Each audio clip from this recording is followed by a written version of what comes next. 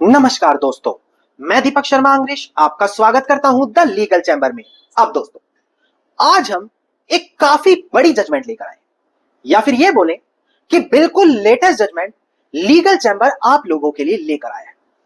अक्सर लोगों को कुछ कानूनी प्रावधानों को लेकर कंफ्यूजन रहती है, जैसे कि अगर एक पार्टी निचली अदालत से केस हार जाती है और उसके बाद वो उससे ऊपर कोर्ट यानी कि अपीलिएंट कोर्ट में जाकर अपील डालती है, तो इसी बीच जो निचली कोर्ट ने अपना फैसला सुनाया होता है, क्या उस पर स्टे लग जाता है? क्या उस पर रोक लग जाती है? कई बार लोगों को यह समझ नहीं होती कि अगर निचली अदालत ने कोई फैसला सुनाया है और उस फैसले को आगे अपील में ले गए, तो क्या निचली अदालत का जो फैसला है उसकी मान्यता रहेगी या फिर नहीं। और इसी प्रकार से अनेकों जानकारी आज की वीडियो में मैं आपको देने वाला हूं, जहां पर अगर किसी कोर्ट केस के निर्णय को अपील में ले जाया जाता है, तो जो कोर्ट का पहले फैसला आया होता है, जजमेंट, डिक्री, ऑर्डर आया होता है, उसकी कितनी मान्यता होती है और कितनी मान्यता नहीं होती, ये हम आज की वीडियो में चर्चा करने वाले हैं। अब दोस्तों, अगर आप लोगों को हमारी ये वीडियोस अच्छी लगती हैं, अगर आप लोगों को लीगल चैम्बर टीम की तरफ से किए गए एफर्ट्स अच्छे लगते हैं, तो बिल्कुल छोटा सा अनुरोध है, इस वीडियो को तुरंत लाइक करें और कमेंट सेक्शन में जरूर लिखें कि देश और दुनिया के किस कोने से आप हमारी ये वीडियोस देख रहे हैं। तो चलिए दोस्तों, अब आज की इस वीडियो को हम ज्यादा लंबा ना करते हुए आज की इस वीडियो को स्टार्ट करते हैं।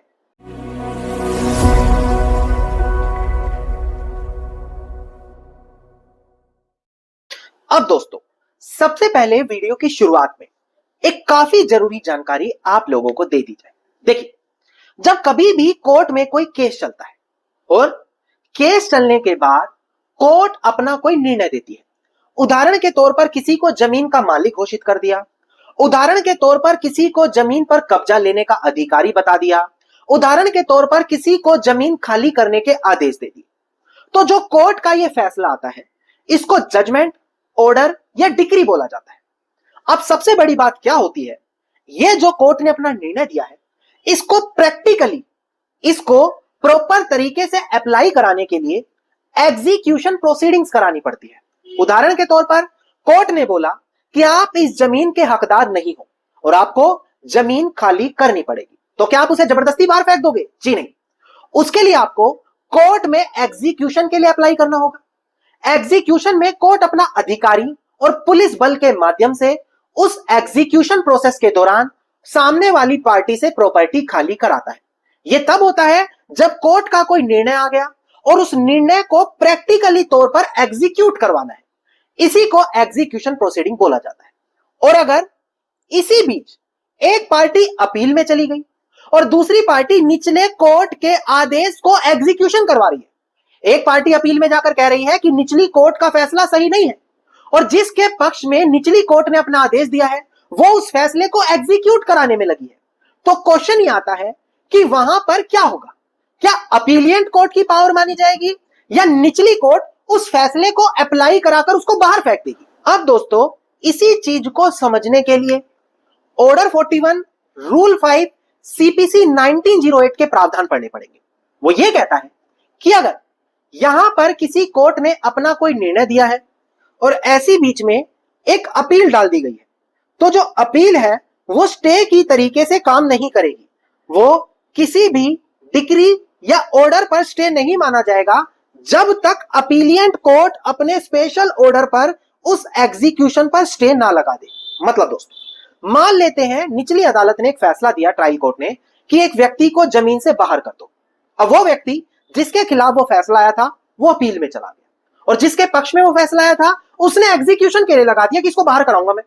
तो यहां पर जब तक अपील वाला कोर्ट नीची वाले कोर्ट को स्टे लगाकर नहीं रोकेगा, तब तक जो निचली अदालत का फैसला है वो प्रैक्टिकली चलता चला जाएगा। मतलब अपील के दौरान बीच में ही व्यक्ति को बाहर निकालकर फेंक दिया जाएगा। यह साफ शब्दों में ऑर्डर 41 में बताया गया है। अब ऐसा नहीं है कि सिर्फ ये कानूनी प्रावधान ऐसा बोलते हैं, अनेकों जजमेंट ऑनरेबल सुप्रीम कोर्ट की ऐसे आई है जहां पर इस चीज के ऊपर चर्चा हुई है कि कब स्टे के दौरान, अपील के दौरान स्टे माना जाता है और कब नहीं माना जाता, कब एग्जीक्यूशन कराना जरूरी है, कब एग्जीक्यूशन कराना जरूरी नहीं है। समय सीमा कितनी होगी अपील की, एग्जीक्यूशन की समय सीमा कितनी होगी, इनसे जुड़े हुए ऑनरेबल सुप्रीम कोर्ट अनेकों फैसले देता रहा है, पर आप लोगों तक इन चीज की जानकारी कभी होती ही नहीं है। कारण, क्योंकि कोई प्लेटफॉर्म आपके पास ऐसा नहीं है जो इन सारी चीजों की आपको एग्जैक्ट जानकारी दे। अब इसी चीज के लिए लीगल चैंबर आप लोगों के लिए लेकर आया है वीआईपी व्हाट्सएप ग्रुप। ये एक ऐसा व्हाट्सएप ग्रुप है जहां पर आप लोगों को रोजाना हर एक लेटेस्ट जजमेंट मिलने वाली है। सिर्फ एक नहीं, ऑनरेबल सुप्रीम कोर्ट जितनी भी जजमेंट दे रहा है, चाहे फैसले की डिक्री ऑर्डर जजमेंट को लेकर हो, एग्जीक्यूशन को लेकर हो, अपील को लेकर हो, स्टे को लेकर हो, हर एक जजमेंट लेटेस्ट और लैंडमार्क आपको मिलने वाली है। इसके अलावा अगर आप अपने किसी पसंदीदा टॉपिक पर जजमेंट पाना चाहते हैं, वो भी वीआईपी ग्रुप में आपको मिलने वाली है। अब चाहे आप कोई एडवोकेट है या एक कॉमन इंसान है जिसका कोर्ट में कोई केस चल रहा है, अगर लेटेस्ट और लैंडमार्क जजमेंट आपके पास आ गई तो कोर्ट केस जीतने से कोई आपको नहीं रोक पाएगा। इसीलिए इस ग्रुप की इतनी वैल्यू है दोस्तों।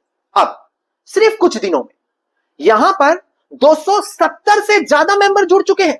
इसी से आप अंदाजा लगा सकते हैं कि वीआईपी व्हाट्सएप ग्रुप की कितनी ज्यादा लोकप्रियता है। अब अगर आप इस ग्रुप से जुड़ना चाहते हैं तो मात्र 1000 रुपए आपको ज्वाइनिंग फीस देनी है। इसके बाद आपको ग्रुप में ज्वाइन कराया जाएगा लिंक भेजकर, और पूरे 1 साल तक के लिए जजमेंट को लेकर कोई परेशानी नहीं होगी। ये सारी चीज आपको घर बैठे मिलने वाली है। अब दोस्तों, अभी भी आप लोगों के पास समय है, ग्रुप फुल नहीं हुआ है, तुरंत वीडियो के डिस्क्रिप्शन में जाएं, वीआईपी ग्रुप ज्वाइन करने का नंबर दिया है, ग्रुप को जरूर ज्वाइन करें। अब दोस्तों, यहां पर अब हम बात करते हैं बिल्कुल लेटेस्ट जजमेंट के बारे में, और लेटेस्ट जजमेंट के बाद कुछ लैंडमार्क जजमेंट भी आपको बताऊंगा, क्योंकि ये सारी चीज हम ऑलरेडी वीआईपी व्हाट्सएप ग्रुप में शेयर कर चुके हैं। अब आप लोग उससे नहीं जुड़े, इसीलिए आपको ये जानकारी नहीं मिल पाती।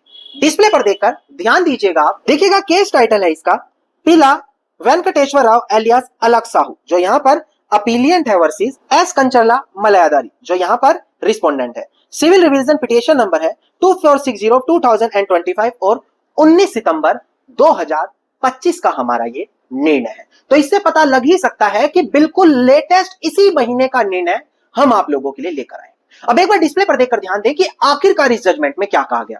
देखिएगा दोस्तों, डिस्प्ले पर आंध्र प्रदेश हाईकोर्ट ने इस बात को दोहराया कि अगर किसी फैसले के खिलाफ अपील पेंडिंग पड़ी है तो इसका मतलब यह नहीं है कि जो निचली अदालत में कोर्ट के फैसले को एग्जीक्यूट कराया जा रहा है, जो डिक्री पास हुई है उस पर स्टे लग गया। इसका मतलब यह नहीं माना जाएगा। अगर कोई स्टे लगाना चाहता है तो अपील में जाकर अपीलियंट कोर्ट से अलग से स्टे लेना अनिवार्य है, नहीं तो जो नीचे ट्रायल कोर्ट है या एग्जीक्यूशन प्रोसीडिंग्स है उन पर रोक नहीं लगेगी।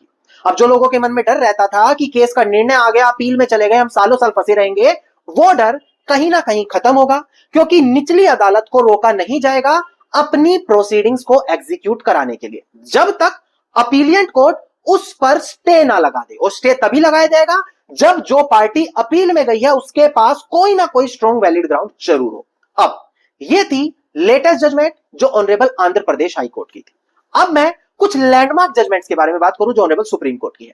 डिस्प्ले पर देखिएगा, देखिए केस टाइटल है state of Maharashtra versus national construction company, 1996 की जजमेंट है। यहां पर ऑनरेबल सुप्रीम कोर्ट ने यही हेल्ड किया था कि देखो, अगर कोई अपील फाइल कर रहा है तो इसका मतलब यह नहीं है कि जो डिक्री और ऑर्डर के खिलाफ एग्जीक्यूशन चल रहा है उस पर स्टे लग जाएगा, ऐसा नहीं है। ऑर्डर 41 रूल 5 जो मैंने शुरू में बताया था उसके तहत उस पर स्टे नहीं लगेगा जब तक अपील में आप अलग से निचली अदालत की एग्जीक्यूशन पर स्टे नहीं लगवा देते, मतलब रोक नहीं लगवा देते। एक और जजमेंट है, डिस्प्ले पर देखकर ध्यान दीजिएगा, कैलाश वर्सेस ननकू, 2005 का केस है। सुप्रीम कोर्ट ने यहां पर इस बात को दोबारा से दोहराया था कि अपील पेंडिंग पड़ी है, इसका मतलब यह नहीं है कि निचली प्रोसीडिंग ऑटोमेटिकली रुक जाएगी।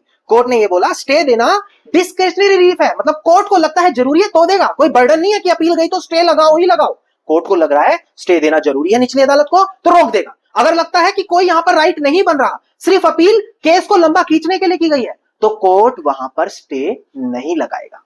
यह चीज साफ शब्दों में यहां पर कही गई है। अब दोस्तों, उम्मीद करता हूं वीडियो में मिली गई ये महत्वपूर्ण जानकारी आप लोगों के लिए लाभदायक साबित होगी।